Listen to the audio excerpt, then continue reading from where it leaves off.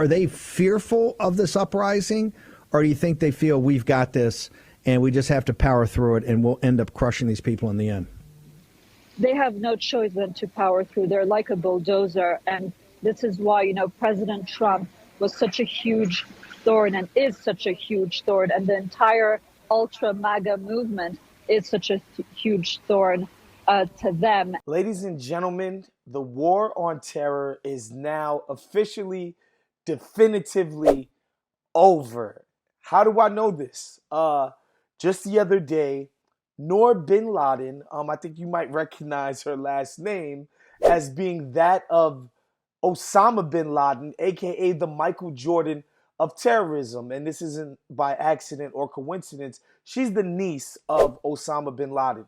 Noor Bin Ladin was on Steve Bannon's podcast, which is called, hold on, let me check, The War Room.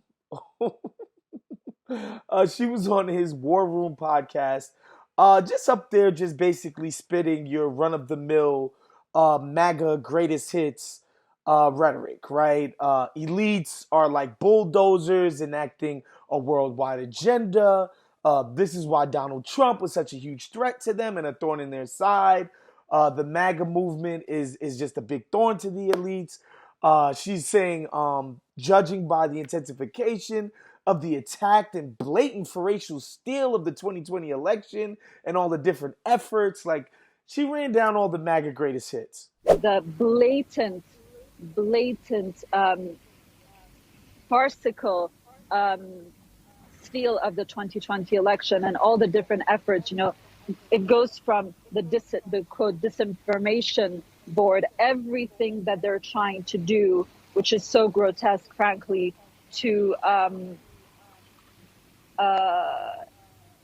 be able to push through with this agenda, to me, is just smacks of desperation. And you say we are the silent majority. We have reached a critical mass where enough of us are completely awake to what they're trying to do, and we are enough that will not let this happen. And what's important about this is not what this woman said on Steve Bannon's whack-ass podcast. It's more of the fact that she's on there at all, right?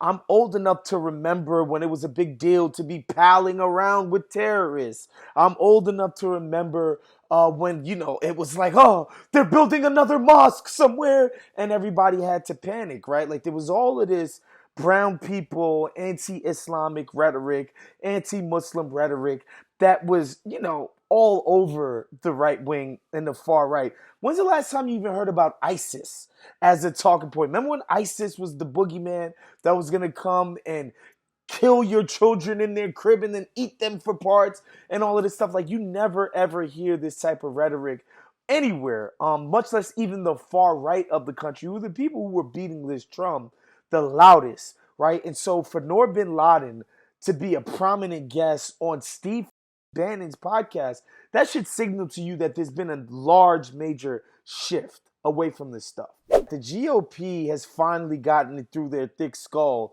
This stupid rhetoric that came out of Barry's overwhelming election in 2008 and 2012, this idea that the Democrats would be destined for majorities forever, quote unquote, demographics were destiny.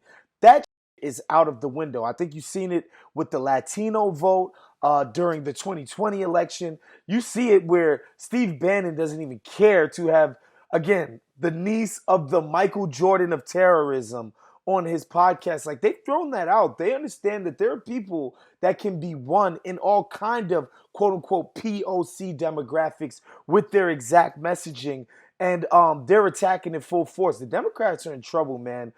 They basically condescended to minorities and just told them that we love you and that's why you should vote for us, never extended to them improvements to their lives and their material needs. And the GOP and the far right, they are hitting this thing with abandon, and it's a scary sight for people who care about democratic politics.